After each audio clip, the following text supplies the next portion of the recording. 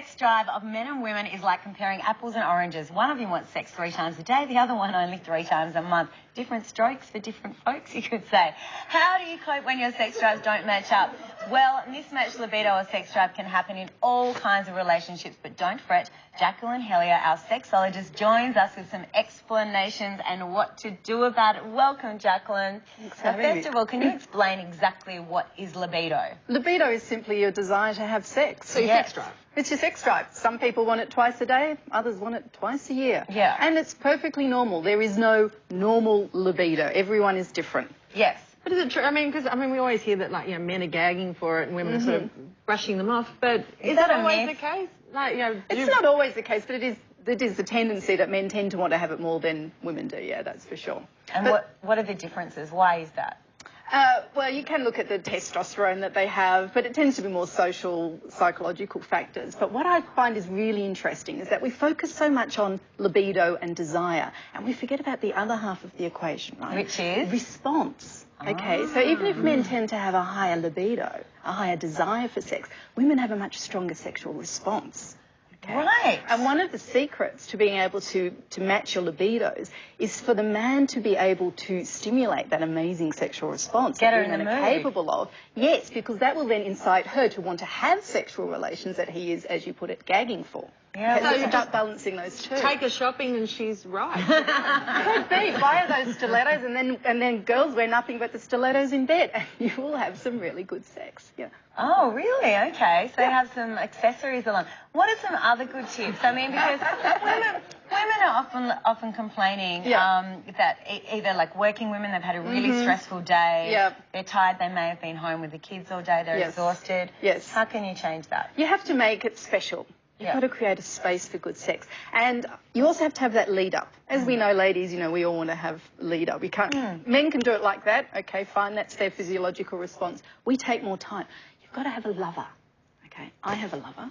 Even though he's your husband of 20 years. He's my husband, 14. Oh, 12, 14, sorry. something like that. I thought you were going to out me then for a second. I was going to be in a heap of trouble when I got home, but no, I understand.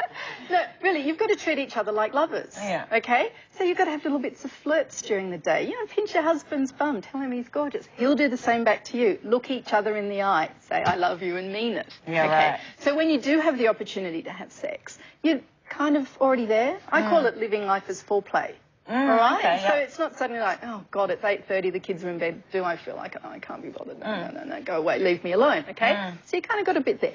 But then, guys, it's really important for men to realise their role in getting their woman in the mood. Yeah, okay? right. Particularly if she's tired. But is there a cheats guide to increasing one's libido? Like, do aphrodisiacs work, for example? Atmosphere tends to work better than an aphrodisiac, okay? Light some candles. Have a bubble bath. Have a bubble bath. Have a bubble bath together, okay? Have one glass of wine, not more, otherwise you might fall asleep.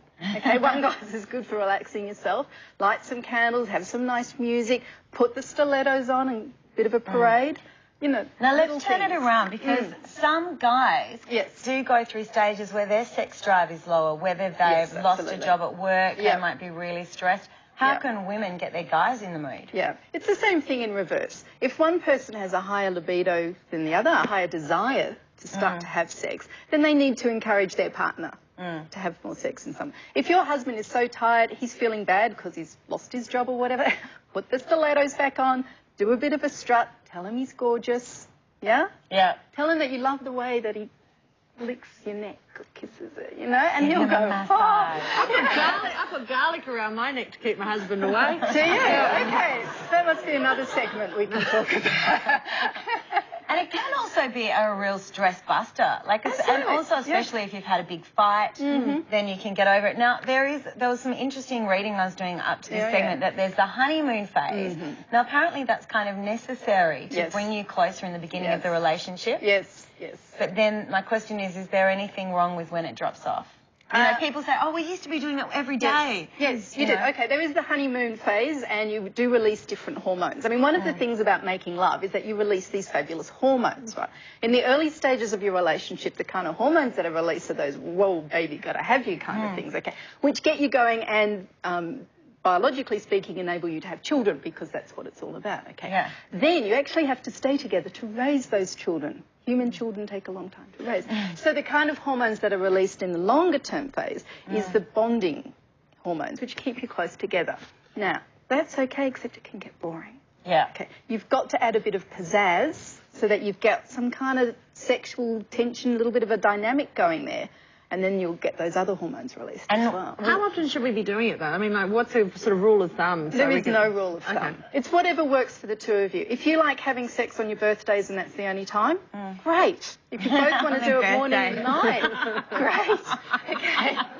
It's only 21 days after Christmas, so it's a big period. Oh, God, Christmas, birthday, and then nothing. Just going back to that, Lise, because apparently if you're with someone for a long time, like say you and David have been with each other a while, is it true that if you have a week apart, I mean, it makes common sense to me. Yes. But that it brings those honeymoon hormones back. It does help.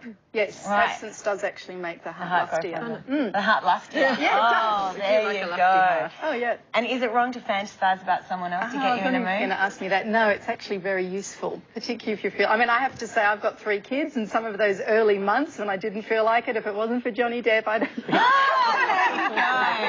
You love Johnny Depp. Well, thank you so much, Jacqueline, for coming on the show. We love talking about the 3-letter word. In fact, we're going to do that again tomorrow. You'll have to be watching at 12 because we're going to be talking about orgasms. Oh, good topic. First of all, thank you for catching up with us today. Everyone in the audience is getting a prize, a present, a CD. It's highlights from Jeff Wayne's musical War of the Worlds, the live show.